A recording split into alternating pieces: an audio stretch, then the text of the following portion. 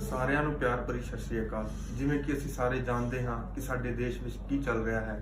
ਸਾਡੇ ਦੇਸ਼ ਦਾ ਕਿਸਾਨ ਧਰਨੇ ਤੇ ਬੈਠਾ ਹੋਇਆ ਹੈ, ਖਾਸ ਕਰਕੇ ਹਰਿਆਣਾ ਅਤੇ ਪੰਜਾਬ ਦਾ ਕਿਸਾਨ। ਤੇ ਸਾਡੇ ਦੇਸ਼ ਦੀ ਸਰਕਾਰ ਇਸ ਵੇਲੇ ਧੱਕੇਸ਼ਾਹੀ ਨਾਲ ਐਕਟ ਬਣਾ ਕੇ ਉਹਨਾਂ ਤੇ ਥੋਪ ਰਹੀ ਹੈ। ਜਿਵੇਂ ਕਿ ਅਸੀਂ ਸਾਰੇ ਜਾਣਦੇ ਹਾਂ ਕਿ ਰਾਜ ਸਭਾ ਦੇ ਵਿੱਚ ਕੀ ਹੋਇਆ। ਰਾਜ ਸਭਾ ਦੇ ਵਿੱਚ ਵੌਇਸ ਵੋਟਿੰਗ ਦਾ ਇਸਤੇਮਾਲ ਕੀਤਾ ਗਿਆ ਤਿੰਨਾਂ ਆਰਡੀਨੈਂਸ ਨੂੰ ਪਾਸ ਕਰਨ ਲਈ।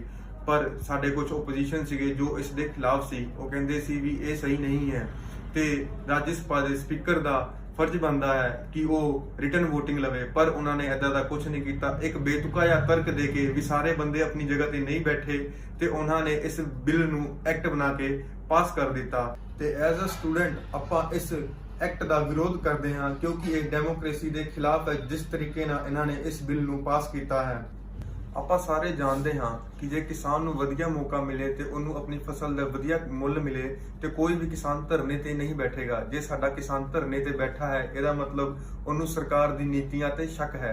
ਤੇ ਜੇ ਸਰਕਾਰ ਕਹਿ ਰਹੀ ਹੈ ਵੀ ਇਹ ਨੀਤੀਆਂ ਆਪਣੇ ਕਿਸਾਨ ਦੇ ਲਈ ਫਾਇਦੇਮੰਦ ਨੇ, ਪਰ ਜੇ ਕਿਸਾਨ ਇਹਦੇ ਵਿੱਚ ਸਹਿਮਤ ਨਹੀਂ ਹੈ ਤੇ ਸਰਕਾਰ ਨੂੰ ਕਿਸਾਨ ਦਾ ਸਾਥ ਦੇਣਾ ਚਾਹੀਦਾ ਹੈ ਤੇ ਕਿਸਾਨ ਦੀ ਗੱਲ ਸੁਣਨੀ ਚਾਹੀਦੀ ਹੈ।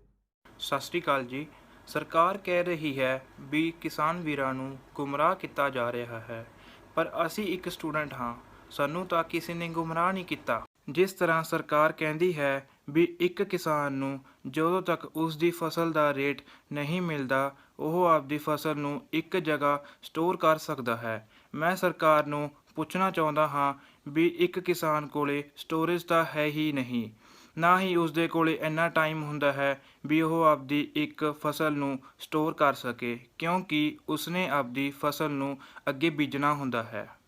ਤਾਂ ਕਰਕੇ ਇੱਕ ਕਿਸਾਨ ਨੂੰ ਮਜਬੂਰੀ ਨਾਲ ਆਪਦੀ ਫਸਲ ਨੂੰ ਵੇਚਣਾ ਹੀ ਪਊਗਾ, ਤਾਂ ਜੋ ਪ੍ਰਾਈਵੇਟ ਵਾਲਿਆਂ ਨੂੰ ਫਾਇਦਾ ਵੱਧ ਹੋਊਗਾ। ਤਾਂ ਮੈਂ ਇਸ ਐਕਟ ਦੇ ਖਿਲਾਫ ਹਾਂ। ਅਸੀਂ ਸਾਰੇ ਇਸ ਦੇ ਐਕਟ ਦੇ ਵਿਰੋਧ ਕਰਦੇ ਹਾਂ। ਤੇ ਮੈਂ ਵਿਰੋਧ ਕਰਦਾ ਹੈ ਦੂਸਰੇ ਬਿੱਲ ਦਾ, ਜਿਸ ਦੇ ਨਾਲ ਸਾਡੀਆਂ ਮੰਡੀਆਂ ਤਬਾਹ ਹੋ ਜਾਣਗੀਆਂ। ਸਰਕਾਰ ਕਹਿੰਦੀ ਹੈ ਕਿ ਵਨ ਨੇਸ਼ਨ ਵਨ ਮਾਰਕੀਟ ਹੋਏਗਾ। ਜੇ ਕਿਸਾਨ ਬਾਹਰ ਵੇਚ ਸਕਦਾ ਹੈ ਤਾਂ ਫਿਰ ਵਨ ਨੇਸ਼ਨ ਵਨ ਮਾਰਕੀਟ ਕਿੱਦਾਂ ਹੋ ਗਿਆ? ਇਹ ਤੇ ਫਿਰ ਵਨ ਨੇਸ਼ਨ ਟੂ ਮਾਰਕੀਟ ਬਣਦਾ ਹੈ। ਇੱਕ ਆਪਾਂ APMC ਦੇ ਵਿੱਚ ਵੇਚ ਸਕਦੇ ਹਾਂ ਤੇ ਇੱਕ ਬਾਹਰ ਵੇਚ ਸਕਦੇ ਹਾਂ।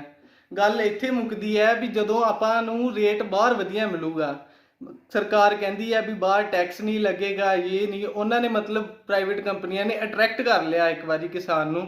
ਫਿਰ ਜਿਹੜਾ ਕਿਸਾਨ ਆ ਦੂਸਰੀਆਂ ਮੰਡੀਆਂ 'ਚ ਜਾਣਾ ਪਸੰਦ ਹੀ ਨਹੀਂ ਕਰੇਗਾ। ਜੇ ਪਸੰਦ ਨਹੀਂ ਕਰੇਗਾ ਤੇ ਫਿਰ ਉਹ ਮੰਡੀਆਂ ਖਤਮ ਹੋ ਜਾਣਗੀਆਂ। ਜੇ ਮੰਡੀਆਂ ਖਤਮ ਹੋ ਗਈਆਂ ਫਿਰ MSP ਦੀ ਗੱਲ ਆਉਂਦੀ ਹੈ ਵੀ ਜੇ ਮੰਡੀਆਂ ਹੀ ਖਤਮ ਹੋ ਗਈਆਂ ਫਿਰ ਕਹਿਣਾ ਪ੍ਰਾਈਵੇਟ ਜਿਹੜੇ ਬੰਦੇ ਆ ਉਹਨਾਂ ਨੇ ਆਪਣੀ ਮਰਜ਼ੀ ਨਾਲ ਰੇਟ ਲਾਣਾ ਵਾ ਸਾਰਾ, ਜਿਸ ਦੇ ਨਾਲ ਕਿ ਕਿਸਾਨ ਨੂੰ ਕਿੰਨਾ ਘਾਟਾ ਹੋਏਗਾ। ਕਿਸਾਨ ਨੂੰ ਤੇ ਘਾਟਾ ਜਿਹੜੀਆਂ APMC ਦੇ ਅੰਡਰ ਮੰਡੀਆਂ ਨੇ 28,000 ਕਿਸਾਨ ਜਿਹੜਾ ਵਾ ਆਪਣਾ ਆੜਤੀਆ ਵਾ, ਉਹ ਸਾਰਾ ਦਾ ਸਾਰਾ ਬੇਰੁਜ਼ਗਾਰ ਹੋ ਜਾਏਗਾ, ਜਿਸ ਨਾਲ ਕਿ ਸਾਨੂੰ ਦੋਨਾਂ ਨੂੰ ਹੀ ਘਾਟਾ ਹੋਏਗਾ ਤੇ ਪ੍ਰਾਈਵੇਟ ਕੰਪਨੀਆਂ ਨੂੰ ਬਿਲਕੁਲ ਸਿੱਧਾ ਦਾ ਸਿੱਧਾ ਫਾਇਦਾ ਹੁੰਦਾ ਇਹਦੇ ਵਿੱਚ। ਸਰਕਾਰ ਦੇ ਪਾਸ ਕੀਤੇ ਹੋਏ 3 ਬਿੱਲਾਂ ਵਿੱਚੋਂ ਇੱਕ ਬਿੱਲ ਹੈ farmer empowerment and protection act, ਜਿਸ ਦੇ ਤਹਿਤ ਕਿਸਾਨ ਫਸਲ ਲਗਾਉਣ ਸਮੇਂ ਹੀ ਉਸ ਦੀ ਫਸਲ ਦਾ ਰੇਟ ਫਿਕਸ ਕਰ ਦਿੱਤਾ ਜਾਵੇਗਾ, ਜੋ ਕਿ ਉਸ ਨੂੰ ਇੱਕ ਕੰਟਰੈਕਟਰ ਦੇਵੇਗਾ।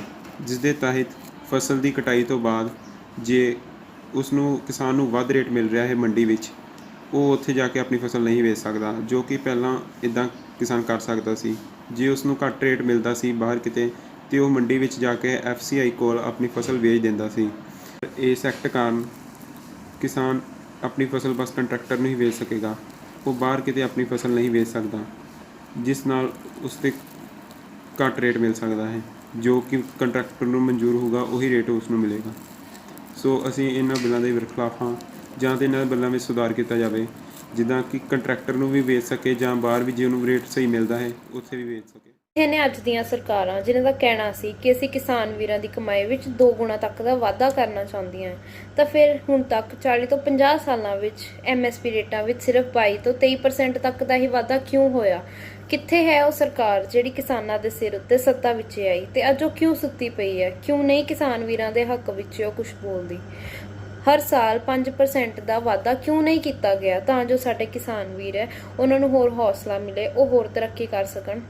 ਇੱਕ ਐਸਾ ਕਾਨੂੰਨ ਕਿਉਂ ਨਹੀਂ ਬਣਾਇਆ ਗਿਆ ਜਿਸ ਦੇ ਤਹਿਤ ਕਿਸਾਨ ਵੀਰ ਆਪਣੀ ਫਸਲ ਇੱਕ ਘੱਟ ਤੋਂ ਘੱਟ ਪਰਚੂਨ ਕੀਮਤ ਜੋ ਕਿ ਲੋਐਸਟ ਰਿਟੇਲ ਪ੍ਰਾਈਸ ਦੇ ਉੱਤੇ ਵੇਚ ਸਕਣ, ਤਾਂ ਕਿ ਭਾਵੇਂ ਉਹ ਕੋਈ ਵੀ ਹੋਵੇ, ਭਾਵੇਂ ਸਰਕਾਰ, ਪ੍ਰਾਈਵੇਟ ਜਾਂ ਕੋਈ ਵੀ ਹੋਰ ਕੰਪਨੀ, ਉਸ ਫਸਲ ਨੂੰ ਉਸ ਕੀਮਤ ਤੋਂ ਘੱਟ ਨਾ ਖਰੀਦ ਸਕਣ। ਤੇ ਜੇ ਉਹ ਇੰਜ ਕਰਦੀਆਂ ਨੇ, ਆਪਣੇ ਕਿਸਾਨ ਵੀਰਾਂ ਨਾਲ ਧੱਕਾਸ਼ਾਹੀ ਕਰਦੀਆਂ ਨੇ, ਤਾਂ ਉਹਨਾਂ ਨੂੰ ਸਜ਼ਾ ਦਿੱਤੀ ਜਾਵੇ, ਉਹਨਾਂ ਦੇ ਖਿਲਾਫ ਐਕਸ਼ਨ ਲਿੱਤਾ ਜਾਵੇ।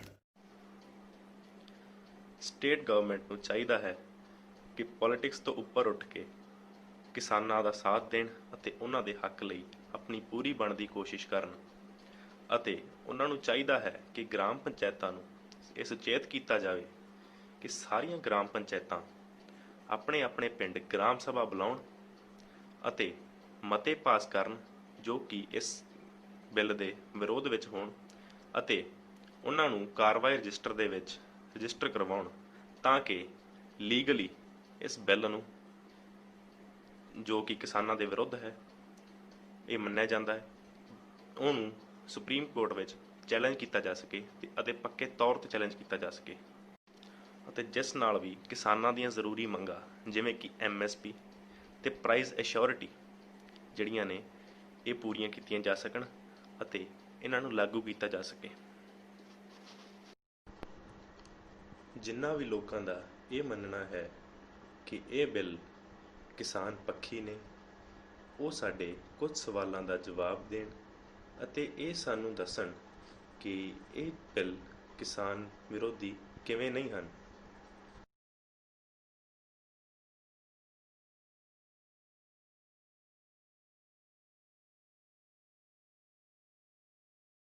ਪਿਛਲੇ 50 ਸਾਲਾਂ ਤੋਂ ਦੇਖਿਆ ਜਾ ਰਿਹਾ ਹੈ ਕਿ ਸਰਕਾਰ ਨੇ ਕਿਸਾਨ ਦੀ ਕੁਝ ਖਾਸ ਮਦਦ ਨਹੀਂ ਕੀਤੀ, ਪਰ ਹੁਣ ਜੋ ਇਹਨਾਂ ਨੇ ਨਵੇਂ ਬਿੱਲ ਪਾਸ ਕੀਤੇ ਉਹ ਕਿਸਾਨ ਤੇ ਥੋਪੇ ਜਾ ਰਹੇ ਨੇ, ਪਰ ਕਿਸਾਨ ਵੀਰ ਆਪਣੇ ਉਹਦਾ ਡਟ ਕੇ ਵਿਰੋਧ ਕਰ ਰਹੇ ਨੇ। ਅੱਜ ਤੋਂ 4 ਸਾਲ ਪਹਿਲਾਂ 14 ਅਪ੍ਰੈਲ 2016 'ਚ ਇੱਕ ਯੋਜਨਾ ਸ਼ੁਰੂ ਕੀਤੀ ਗਈ ਸੀ ਜਿਹਦਾ ਨਾਮ ਹੈ ਇਨਾਮ। ਉਹਦੇ ਵਿੱਚ ਸਰਕਾਰ ਨੇ ਕਿਹਾ ਸੀਗਾ ਕਿ ਸਾਰੀ ਮੰਡੀਆਂ ਨੂੰ ਜੋੜ ਕੇ ਇੱਕ ਆਨਲਾਈਨ ਮੰਡੀ ਕੀਤੀ ਜਾਊਗੀ, ਕਿ ਇਹਦਾ ਹਿੱਤ ਕਿਸਾਨਾਂ ਨੂੰ ਹੈ ਕਿ ਜੇ ਕਿਸਾਨ ਆਪਦੀ ਫਸਲ ਆਪਦੀ ਮੰਡੀ 'ਚ ਨਹੀਂ ਵੇਚਣਾ ਚਾਹੁੰਦੇ ਤਾਂ ਉਹ ਦੂਜੀ ਮੰਡੀ ਜਾ ਕੇ ਵੇਚ ਸਕਦੇ ਆ ਜੇ ਉਹਨਾਂ ਨੂੰ ਮੁਨਾਫਾ ਹੁੰਦਾ ਹੈ ਤਾਂ। ਪਰ ਦੇਖਿਆ ਜਾਵੇ 4 ਸਾਲਾਂ ਵਿੱਚ ਸਿਰਫ 14% ਮੰਡੀਆਂ ਹੀ ਇਨਾਮ ਨਾਲ ਜੁੜ ਪਾਈਆਂ ਨੇ। ਤੁਸੀਂ ਆਪ ਹਿਸਾਬ ਲਾ ਸਕਦੇ ਹੋ ਕਿ 4 ਸਾਲਾਂ 'ਚ 14% ਇਸ ਯੋਜਨਾ ਨੂੰ ਪੂਰੀ ਸਫਲ ਹੋਣ 'ਚ ਕਿੰਨਾ ਟਾਈਮ ਲੱਗ ਜੂਗਾ। ਆਪ ਸੋਚ ਸਕਦੇ ਹੋ ਕਿ ਹੁਣ ਜੋ ਨਵੇਂ ਐਕਟ ਪਾਸ ਕੀਤੇ ਗਏ ਨੇ ਉਹਨੂੰ ਸਫਲ ਹੋਣ 'ਚ ਕਿੰਨਾ ਟਾਈਮ ਲੱਗ ਜੂਗਾ। ਮੈਂ ਸਟੂਡੈਂਟ ਹੋਣ ਦੇ ਨਾਤੇ ਆਪਣੀ ਸਟੇਟ ਗਵਰਨਮੈਂਟ ਤੇ ਸੈਂਟਰਲ ਗਵਰਨਮੈਂਟ ਨੂੰ ਰਿਕੁਐਸਟ ਕਰਦਾ ਹਾਂ ਕਿ ਇਸ ਐਕਟ ਨੂੰ ਲੈ ਕੇ ਥੋੜੀ ਗੰਭੀਰਤਾ ਦਿਖਾਈ ਜਾਵੇ। ਅਗਰ ਐਦਾਂ ਹੀ ਚੱਲਦਾ ਰਿਹਾ ਤਾਂ ਸਾਨੂੰ ਐਂ ਲੱਗੂਗਾ ਕਿ ਸਾਡੇ ਕਿਸਾਨ ਵੀਰਾਂ ਨਾਲ ਧੱਕਾ ਹੋ ਰਿਹਾ ਹੈ। ਤੇ ਅੰਤ ਵਿੱਚ ਅਸੀਂ ਤੁਹਾਨੂੰ ਕੁਝ ਕਵਿਤਾ ਦੇ ਰਾਹੀਂ ਸਾਡੇ ਕਿਸਾਨ ਵੀਰ ਦੇ ਦਿਲ ਤੱਕ ਪਹੁੰਚਾਉਣ ਦੀ ਕੋਸ਼ਿਸ਼ ਕੀਤੀ ਹੈ। ਜੈ ਜਵਾਨ ਜੈ ਕਿਸਾਨ। ਅੱਗ ਲੱਗ ਗਈ ਕਣਕਾਂ ਨੂੰ, ਸੀਨਾ ਕਿਸਾਨ ਦਾ ਹੈ ਸੜਿਆ, ਪਾਣੀ ਮੁੱਕਦਾ ਜਾ ਰਿਹਾ ਧਰਤੀ ਤੋਂ, ਹੰਝੂ ਕਿਸਾਨ ਦੀ ਅੱਖ ਤੋਂ ਵਰਿਆ, ਸਾਰੀ ਮਿਹਨਤ ਸੁਆਹ ਹੋ ਗਈ, ਹੁਣ ਉਹ ਕਰਜ਼ਾ ਕਿੱਥੋਂ ਲਾਵੇ, ਇਹ ਜੋ ਪੰਡ ਦੁੱਖਾਂ ਦੀ ਮਿਲ ਗਈ, ਉਸ ਦਾ ਬੋਝ ਚੱਕ ਕਿੱਥੇ ਨੂੰ ਜਾਵੇ, ਜੋ ਅੰਨ ਵੰਡ ਕੇ ਦੇਸ਼ ਨੂੰ ਪਾਲੇ, ਉਹ ਕਿਸਾਨ ਦੇ ਦਿਲ ਦੀ ਕੋਈ ਨਾ ਜਾਣੇ, ਉਸ ਦੀਆਂ ਮੰਗਾਂ ਤੇ ਵੀ ਨਾ ਕੋਈ ਗੌਰ ਕਰੇ, ਦੱਸੋ ਕਿਵੇਂ ਨਾ ਕਿਸਾਨ ਦਾ ਜ਼ਮੀਰ ਮਰੇ। ਜਦੋਂ ਕਿਸੇ ਨੇ ਨਾ ਉਸਦਾ ਸਾਥ ਦਿੱਤਾ, ਉਦੋਂ ਸਰਕਾਰ ਨੇ ਵੀ ਕੁਝ ਨਾ ਕੀਤਾ ਅਤੇ ਹਾਲਾਤਾਂ ਨੇ ਉਸ ਨੂੰ ਤੋੜ ਦਿੱਤਾ। ਫਿਰ ਖੁਦਕੁਸ਼ੀ ਦਾ ਉਸ ਨੂੰ ਸਹਾਰਾ ਲਿੱਤਾ, ਛੱਡ ਕੇ ਕਹੀ ਉਸਨੇ ਰੱਸਾ ਫੜਿਆ, ਲੱਭ ਕੇ ਪੇੜ ਫਾਂਸੀ ਤੇ ਜਾ ਚੜਿਆ, ਮਾੜੇ ਸਮੇਂ 'ਚ ਨਾ ਕੋਈ ਨਾਲ ਖੜਿਆ, ਬਸ ਇਸ ਤਰ੍ਹਾਂ ਇੱਕ ਹੋਰ ਕਿਸਾਨ ਮਰਿਆ। ਮੈਂ ਭੁੱਖਾ ਸੋ ਜਾਂਦਾ ਹਾਂ ਵਿਸਾਖ ਦੇ ਮਹੀਨੇ ਵੀ, ਮੈਂ ਅੰਨਦਾਤਾ ਹਾਂ, ਮੈਂ ਦਾਤਾਂ ਦੇ ਤਾਂ ਸਕਦਾ ਹਾਂ ਪਰ ਲੈ ਨਹੀਂ ਸਕਦਾ, ਮੈਂ ਅਜਿਹਾ ਅੰਨਦਾਤਾ ਹਾਂ। ਮੈਂ ਧੁੱਪੇ ਕੰਮ ਕਰਦਾ ਅੰਨਾ ਹੋ ਜਾਂਦਾ ਹਾਂ, ਮੈਂ ਅੰਨਦਾਤਾ ਹਾਂ। ਤੁਸੀਂ ਸੰਵਿਧਾਨਕ ਤਾਕਤਾਂ ਤੋਂ ਵਹੀਣੇ ਹੋ, ਮੈਂ ਸਮਝਦਾ ਸਾਮਰਾਜਵਾਦੀ ਤਾਕਤਾਂ ਨੂੰ, ਮੇਰੀ ਹੀ ਜ਼ਮੀਨ ਤੇ ਮੈਨੂੰ ਮੁਜ਼ਾਹਰਾ ਬਣਾਉਣ ਨੂੰ ਫਿਰਦੇ ਹੋ, ਮੈਂ ਜਾਣਦਾ ਤੁਹਾਡੀਆਂ ਕੋਝੀਆਂ ਕਾਢਾਂ ਨੂੰ। ਮੈਂ ਮਸੀਂ ਦਾ ਜ਼ਮੀਨ ਲੜ ਭੇੜ ਕੇ ਗੋਇਆਂ ਤੋਂ ਛੁਡਾਈ ਸੀ, ਹੁਣ ਤੁਹਾਨੂੰ ਕਿੰਝ ਦੇ ਸਕਦਾ ਹਾਂ, ਮੈਂ ਅੰਨਦਾਤਾ ਹਾਂ। ਨਾ ਲੋੜ ਹੈ ਸਾਨੂੰ ਤੁਹਾਡੀਆਂ ਐਕਟਾਂ ਦੀ, ਤੁਹਾਡੀਆਂ ਐਕਟਿੰਗਾਂ ਦੀ, ਹੱਥ ਸਾਗ ਤੇ ਰੋਟੀ ਰਹਿਣ ਦਿਓ, ਤੁਹਾਨੂੰ ਲੱਗਦਾ ਗਿਰਾਨੀ ਚੜੀ ਢੋਕਲੇ ਖੰਡਵੀਆਂ ਦੀ, ਮੈਂ ਅੰਨਦਾਤਾ ਹਾਂ। ਮੈਂ ਸਾਥੀ ਸਿਰੀ ਮੇਰੇ ਵੱਲ ਤੱਕਦਾ ਏ, ਖਬਰੇ ਡਰਦਾ ਏ। ਅੱਜ ਧਰਨਾ ਲਾਉਂਦਿਆਂ ਮਿਲਿਆ ਮੈਨੂੰ ਪੱਲੇਦਾਰ ਯਾਰ ਮੇਰਾ, ਉਹਦੇ ਹੱਥ ਵਿੱਚ ਇੱਕ ਡੰਡਾ ਸੀ ਤੇ ਡੰਡੇ ਉੱਤੇ ਇੱਕ ਝੰਡਾ ਸੀ, ਝੰਡੇ ਤੇ ਇੱਕ ਦਾਤੀ ਸੀ ਜਾਂ ਹਥਿਆਰ ਸੀ। ਐਸੀ ਸੋਚ ਵਿੱਚ ਕ੍ਰਾਂਤੀ ਨੂੰ ਘੜਦਾ ਹਾਂ, ਮੈਂ ਅੰਨਦਾਤਾ ਹਾਂ।